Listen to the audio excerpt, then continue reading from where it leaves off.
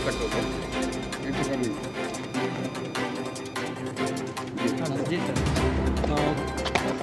कल हम लोगों को खगौल थाना क्षेत्र के अंतर्गत एक आवेदक द्वारा एक आवेदन दिया गया था, जिसके आलोक में हम लोगों ने खगौल थाना क्षेत्र में एक FIR भी रजिस्टर की थी और उस FIR में आवेदक द्वारा बड़े गंभीर आरोप लगाए गए थे कि इसमें जो विधायक हैं माननीय श्री रीतलाल यादव और उनके जो सहयोगी हैं उनके द्वारा जो आवेदक है उनके साथ रंगदारी मांगी जाती है, साथ ही साथ बहुत सारे उसके गंभीर आरोप लगे हैं और संगठित अपराध को बढ़ावा दिया जाता है। उसी के आलोक में हम लोगों ने उनके और उनके जो सहयोगी हैं उनके जितने संभावित थाने थे उन पर हम लोगों ने छापेमारी की थी। उसी क्रम में हम लोगों ने छापेमारी में जो चीज़ें सीज की उसमें 10.5 लाख रुपए के आसपास हमने कैश को रिकवर किया है और इसके अलावा 77.5 लाख के हम लोगों ने ब्लैंक चेक रिकवर किए हैं और इसके अलावा 6 ब्लैंक चेक ऐसे हैं जो संदिग्ध स्थिति की तरफ साफ इशारा करते हैं। इसके अलावा 14 डीड और एग्रीमेंट हैं जो बिल्कुल पूर्णतः संदिग्ध हैं और जो FIR में जो कंटेंट है उसकी वजह से पुष्टि करते हैं। इसके अलावा 17 चेक बुक हैं, इनके यहाँ से स्टाम्प भी मिले हैं 5।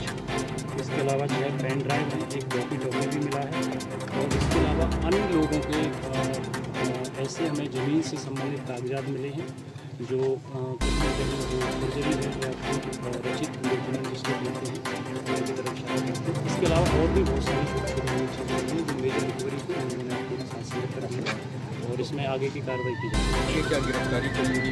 अभी हम लोग इसमें अनुसंधान कर रहे हैं और जो भी इसमें कानून संगत कार्रवाई है इसमें पूरा करेंगे और इसमें संगत रीतलाल यादव जी हैं आप लोगों के कॉन्टेक्ट में या आप लोग? अभी हमारे कॉन्टेक्ट में नहीं है और क्योंकि जैसा कि आप लोगों ने देखा है कि पूरे दिन लगभग वैसे ही हमारी छापेमारी चल रही है तो वो आवास में नहीं पाए गए और जिन जिन लोगों के नाम थे तो कोई भी हम लोगों को भी नहीं मिला है और उनसे पूछताछ की जाएगी जो भी है।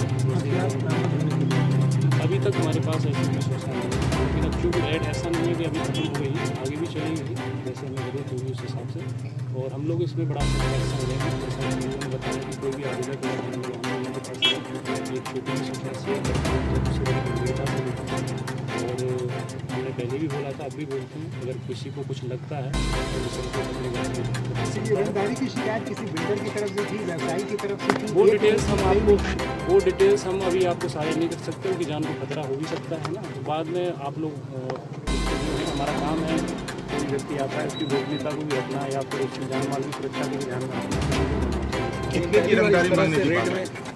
कितना रंगदारी मांगने की बात है? उसमें एग्जैक्ट अमाउंट है मुझे याद नहीं। कई लोगों के खिलाफ शिकायत कितने लोगों पे आरोप लगे हैं सर? इसमें लगभग 11 लोगों के आसपास हैं इन लोगों पे जो आरोप लगे हैं और भी उसमें अन्य व्यक्ति हैं अज्ञात व्यक्ति हैं और इन सब के खिलाफ इसमें कोई हथियार भी बरामद हुआ? अभी तक नहीं हुआ। कैश वाली रकम एक बार फिर बताया।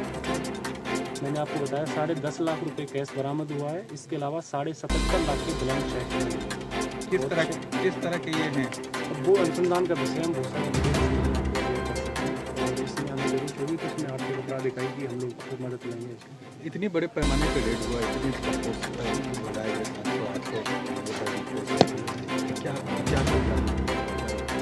फूड्स की जो कैलकुलेशन 800 आपका है वो गलत आंकलन है। फूड्स हमारे 200 के अराउंड थी। क्योंकि फूड्स हमें इसलिए भी कैलकुलेशन करना पड़ता है कि अगर कोई ऐसी घटना न हो जाए, पुलिस पर हमला न हो जाए या फिर ऐसी कोई न्यूसेंस क्रिएट नहीं हो जाए और पूर्णतः एक सुरक्षित एनवायरनमेंट में छापेमारी हो और कोई भी जो स्थिति है वो अव्यवस्थित न हो, बाधित न हो, उसको ध्यान में रखते हम लोग अपना अध्ययन करते हैं।